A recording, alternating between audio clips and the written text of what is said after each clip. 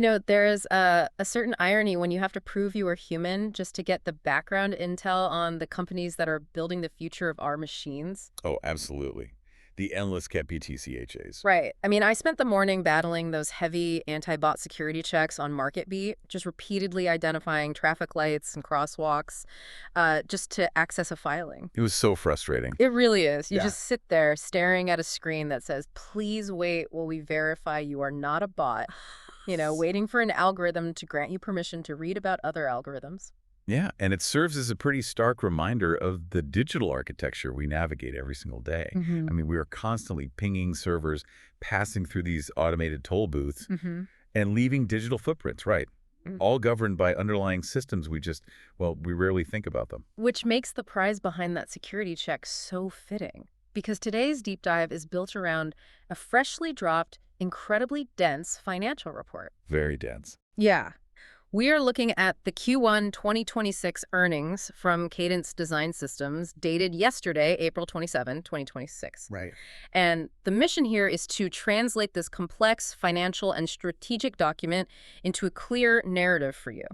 Because Cadence is one of those companies that operates almost entirely in the background. Exactly. You don't just buy a Cadence product off a shelf, yet they are the invisible machinery powering almost every piece of advanced technology you use.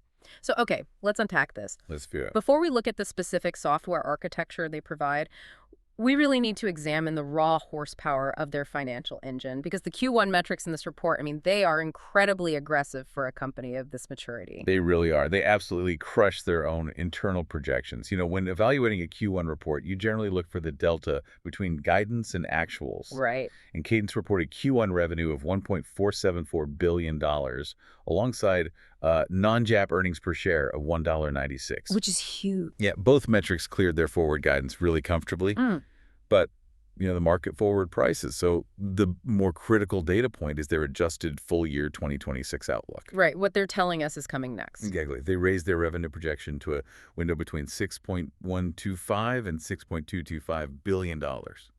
So taking the midpoint of that guidance, we are looking at roughly 17% top-line growth.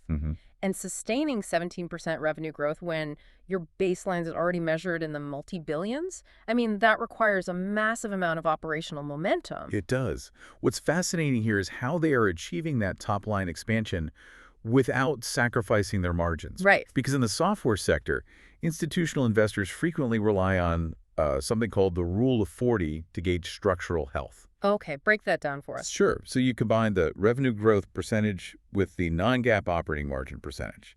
Hitting 40% indicates a healthy equilibrium between market capture and profitability. Yeah, it functions a bit like the decathlon of corporate finance. That's a good way to put it. A company can't just run fast by artificially juicing revenue through unsustainable customer acquisition costs. They also have to be strong. Right. Strong enough to retain capital through high operating margins, because falling short on either side just breaks the model. Exactly. And when you apply that metric to Cadence's 2026 projections, the math becomes an outlier. How so? Well, you take that 17% projected revenue growth and you add it to their projected non-GAAP operating margin, which sits at roughly 44%. Wow. Yeah. Cadence isn't just clearing the Rule of 40 benchmark. They are projecting a combined metric of approximately 61%. That is wild. It is. I mean, for a company operating at a $6 billion scale, sustaining a 61% Rule of 40 metric is exceptionally rare. Okay, but I have to push back on that 44% operating margin, though. Sure. Because whenever margins scale that high, my immediate cynical assumption is operational starvation. Ah, the classic cost-cutting maneuver. Exactly. It is an old playbook, right? Yeah. A company wants to please the street, so they freeze hiring, they gut their R&D pipeline, and they slash internal infrastructure. Right. The operating margins look fantastic for a few quarters, but they are essentially borrowing from their own future innovation cycles just to look good today. Yeah, that is the standard maneuver for companies trying to mask a plateau in organic growth. However, the operational data in this specific report completely invalidates that theory. Wait, really? Yeah. Cadence is not utilizing margin engineering. If we look at their headcount year over year, it has actually expanded dramatically. Okay, what are the numbers? In Q1 of 2025, their workforce sat at 12,837 employees. By Q1 of 2026, that figure climbed to 15,110. Oh, wow. So they are adding over 2,200 employees in 12 months. Exactly. And in the software engineering space, those are not low-cost roles. They are hiring highly specialized talent, which means their operating expenses are actually surging. Yes. They are upgrading the engine while maintaining top speed. Which forces us to look at the quality of the revenue itself. Because to fund a roughly 20% headcount expansion while still maintaining mid-40s operating margins, well, the underlying revenue stream has to be incredibly resilient. Right. It has to be guaranteed money. Basically, yeah. The key leading indicator here is their backlog, which the report pegs at approximately $8.0 billion. An $8 billion backlog gives you massive operational runway. It does. But it is the composition of that revenue that really stands out to me. The report notes their trailing 12-month recurring revenue is hovering near 80%. Right. With upfront revenue making up the remaining 21%. And that 80% recurring figure is the bedrock of their financial stability. When you map that against the nature of their core product, the lock-in effect becomes really clear. Yeah. Because their primary segment, which accounts for 71% of total revenue, is core EDA, or electronic design automation. Okay, let's strip the jargon out of that for a second. Core EDA isn't just like normal software. It is the fundamental architectural environment used to map out modern semiconductors. Yes. We are talking about chips with billions of microscopic transistors. You cannot test or route those architectures without these highly specialized multi-physics simulation platforms. And the complexity of modern silicon node architectures makes EDA software the ultimate sticky product. Right. I mean, think about it. If an engineering team at a major tech firm is 2 years into a 4-year development cycle for a next-generation processor, Yeah. introducing a new EDA vendor mid-cycle is mathematically unfeasible. It would be a nightmare. It would. The switching costs, both in capital and in project delays, would be catastrophic. Yeah. The software's fundamentally integrated into their clients' entire R&D workflows. So it is less like a corporate software subscription and more like being tied into the local power grid. That is a great analogy. You don't just swap out your electrical grid because a competitor offered a marginal discount. No, you don't. And this universal reliance is reflected in their geographic spread, too. The report breaks down the revenue mix pretty clearly. It's 45% from the Americas, 20% from other Asia, 16% from Europe, the Middle East, and Africa, and 13% from China. And that geographic distribution highlights the global necessity of EDA tools. No region can develop advanced tech infrastructure without passing through these design environments. Here's where it gets really interesting. Because of that incredible product stickiness and global dependency, Cadence is generating a massive surplus of capital. They really are. The Q1 report shows $356 million in operating cash flow just for the quarter. Yeah. And their capital allocation strategy is highly aggressive. They announced plans to use approximately 50% of their free cash flow for the year strictly to repurchase their own stock. Starting with a $200 million buyback in Q2. Right.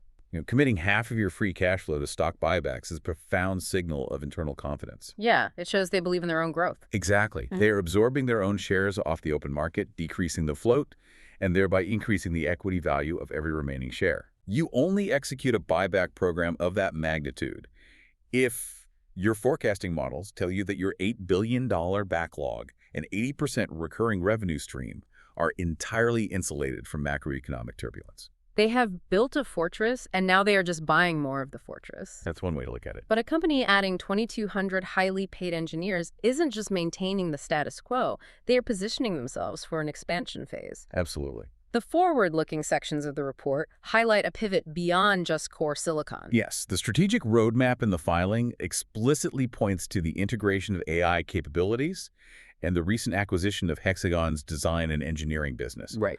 They refer to it as the D&E segment. The Hexagon acquisition is a fascinating pivot because core EDA has historically been strictly about the silicon, right? Just the chip itself. Right, the microscopic level. But a chip eventually has to sit on a motherboard, which sits inside a server rack, which then has to deal with thermal dynamics and electromagnetic interference.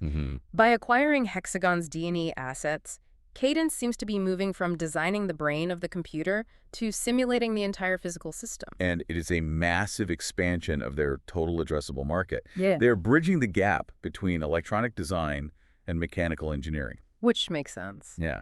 If you can simulate the thermal stress on a chip while simultaneously simulating the physical stress on the chassis holding that chip, you create a completely unified environment for your enterprise clients. But expanding into new disciplines and new markets introduces friction, especially when we look back at that 13% revenue share from China. Right. Because the forward-looking statements section in this document, the fine print where they disclose their operational risks, it spends a significant amount of time detailing geopolitical landmines. This raises an important question regarding the geopolitical vulnerability of foundational tech providers. Yeah. Because EDA software is the prerequisite for designing advanced silicon, which includes components used in AI data centers and defense systems. Yeah. It is heavily scrutinized by regulatory bodies. The report explicitly cites export controls, tariffs, and volatile trade restrictions as primary operational risks.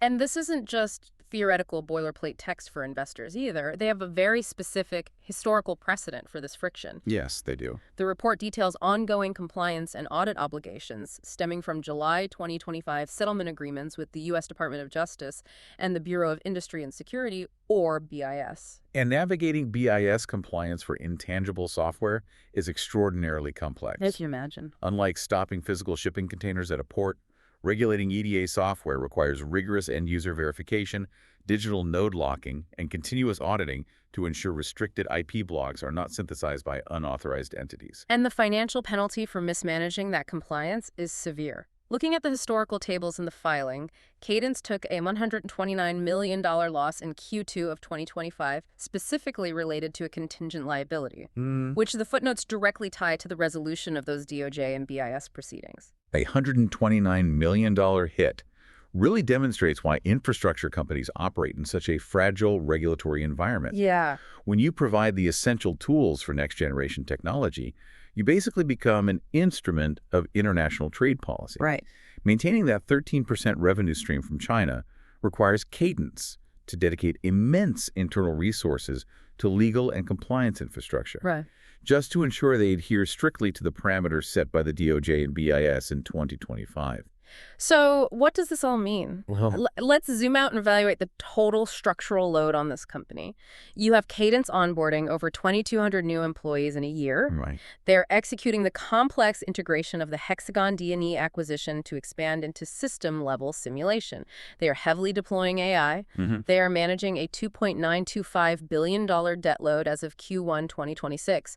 And simultaneously, they are maintaining heavy compliance frameworks to satisfy U.S. export controls and DOJ settlement. There's a lot to juggle. It is. Is it possible that the velocity of this expansion is outpacing their structural integrity? Carrying nearly $3 billion in debt while expanding headcount by roughly 17% in a high-interest, heavily regulated environment would normally trigger alarm bells. Exactly. But the risk profile changes entirely when you factor in their margin structure.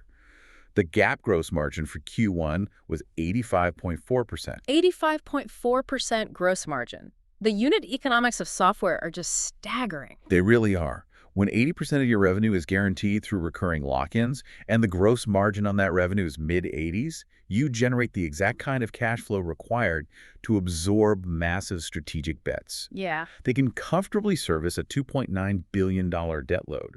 They could absorb a $129 million DOJ settlement without halting their R&D momentum. Right. The core EDA business is so deeply entrenched in the global tech ecosystem that it basically acts as an operational shock absorber. They have built a financial engine that essentially funds its own R&D risks. Exactly. To bring this all together for you, what we extracted from behind that market beat security wall is the blueprint of a hyper-profitable infrastructural titan. Perfectly said. Cadence Design Systems is operating with a projected 61% Rule of 40 metric, fueled by an $8 billion backlog of globally essential design software. They are utilizing a massive $356 million quarterly operating cash flow to aggressively repurchase their own stock, acquire complementary assets like Hexagon's D&E business, and build out AI capabilities. All while carefully navigating the heavy compliance demands of international trade regulations and ongoing DOJ oversight. Right. Analyzing a company like Cadence fundamentally shifts how you view the modern technology landscape. Yeah, it really does. The most intense battles for technological supremacy are not fought over the branding of consumer hardware or the user interface of an app. No. The true bottlenecks and the massive profit pools exist in the unseen layers, They belong to the highly complex, indispensable platforms that engineers use to map out the microscopic architecture of the future.